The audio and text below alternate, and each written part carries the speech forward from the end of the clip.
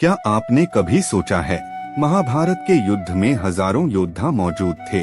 भीष्म जैसे महान ज्ञानी थे, द्रोणाचार्य जैसे गुरु थे, विदुर जैसे नीति के ज्ञाता थे। फिर श्री कृष्ण ने गीता का ज्ञान अर्जुन को ही क्यों दिया? क्या अर्जुन सबसे बड़े ज्ञानी थे? नहीं। क्या वे सबसे शक्तिशाली थे? नहीं। तो फिर आखिर अर्जुन में ऐसी कौन सी बात थी कि स्वयं श्री कृष्ण ने उन्हें अपना ज्ञान सुनाने के लिए चुना? इसका उत्तर बहुत गहरा है। अर्जुन इसलिए योग्य नहीं थे क्योंकि उन्हें सब कुछ आता था। अर्जुन इसलिए योग्य थे क्योंकि जब उन्हें समझ नहीं आया तो उन्होंने अपनी अज्ञानता स्वीकार कर ली। और शायद यही ज्ञान पाने की पहली योग्यता है। कुरुक्षेत्र का मैदान सज चुका था। एक तरफ कौरवों की विशाल सेना थी और दूसरी तरफ पांडवों की सेना। अर्जुन अपने रथ पर खड़े होकर सामने देखते हैं। सामने कोई अनजान शत्रु नहीं था, वहाँ उनके अपने लोग थे। भीष्म पितामह, गुरु द्रोणाचार्य, भाई बांधव, मित्र और परिचित चेहरे। अर्जुन का मन विचलित हो गया। जिस धनुष से उन्होंने बड़े बड़े योद्धाओं को हराया था, वही धनुष उनके हाथों से ढीला पड़ गया। उन्होंने श्री कृष्ण से कहा, मैं अपने ही लोगों को मारकर क्या प्राप्त करूंगा? राज्य, धन, सुख। अगर इन सब की कीमत अपनों के रक्त से चुकानी पड़े तो ऐसा राज्य किस काम का? और यहीं से गीता शुरू होती है। ध्यान दीजिए, अर्जुन ने अपनी समस्या छिपाई नहीं।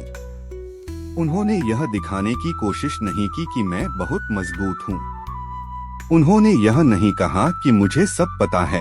उन्होंने अपने मन का भ्रम श्री कृष्ण के सामने रख दिया और फिर एक बहुत महत्वपूर्ण बात कही, अब मैं आपका शिष्य हूँ।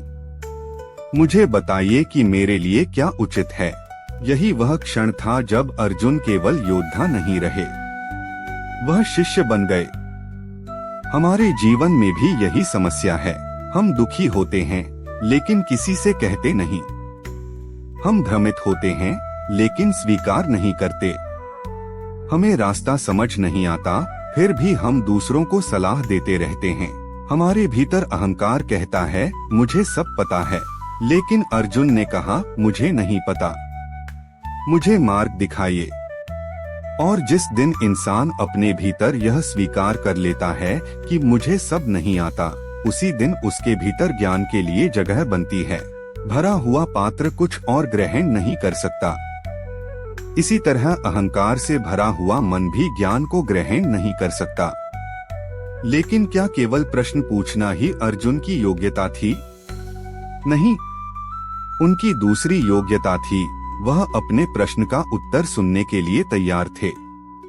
आज हम अक्सर सलाह मांगते हैं लेकिन अपनी पसंद का उत्तर चाहते हैं। अगर सामने वाला हमारी इच्छा के अनुसार बोल दे तो हम कहते हैं, बहुत सही कहा। और अगर कोई हमारी गलती बता दे तो हम कहते हैं, आप मुझे समझते ही नहीं। अर्जुन ऐसे नहीं थे। श्री कृष्ण ने उन्हें केवल सांत्वना नहीं दी, उन्होंने अर्जुन के भ्रम को चुनौती दी। उन्होंने उन्हें आत्मा, कर्म, धर्म, ज्ञान, योग और कर्तव्य का ज्ञान दिया। और अर्जुन सुनते रहे, क्योंकि उन्हें केवल अच्छा महसूस नहीं करना था, उन्हें सत्य समझना था। एक और बात अर्जुन को विशेष बनाती है, वह अपने कर्तव्य से भागना चाहते थे, लेकिन भागने को ही समाधान मानकर बैठ नहीं गए। उनके भीतर संघर्ष था। एक तरफ भावनाएं थीं और दूसरी तरफ कर्तव्य। श्री कृष्ण ने उन्हें यही समझाया कि जीवन में कई बार समस्या यह नहीं होती कि हमें सही और गलत का पता नहीं। समस्या यह होती है कि सही जानते हुए भी हमारा मन उसे स्वीकार नहीं करना चाहता। अर्जुन के सामने भी यही स्थिति थी। और इसलिए गीता केवल युद्ध की कहानी नहीं है। कुरुक्षेत्र वास्तव में हमारे मन का भी कुरुक्षेत्र है, जहां एक तरफ हमारा कर्तव्य होता है और दूसरी तरफ हमारी इच्छाएं, डर, मोह और भावनाएं। सोचिए, कितनी बार हमारे जीवन में भी ऐसा होता है। हमें पता होता है कि क्या करना चाहिए, फिर भी हम डर जाते हैं। हमें पता होता है कि कौन सी आदत छोड़नी चाहिए, फिर भी छोड़ नहीं पाते। हमें पता होता है कि किस रास्ते पर चलना सही है, फिर भी लोगों की बातों के कारण रुक जाते हैं। हम भी अपने अपने कुरुक्षेत्र में खड़े होते हैं, और शायद इसीलिए अर्जुन की कहानी आज भी हमारी कहानी जैसी लगती है। लेकिन अर्जुन की सबसे बड़ी योग्यता शायद यह थी कि वह सुनने के बाद बदलने के लिए तैयार थे।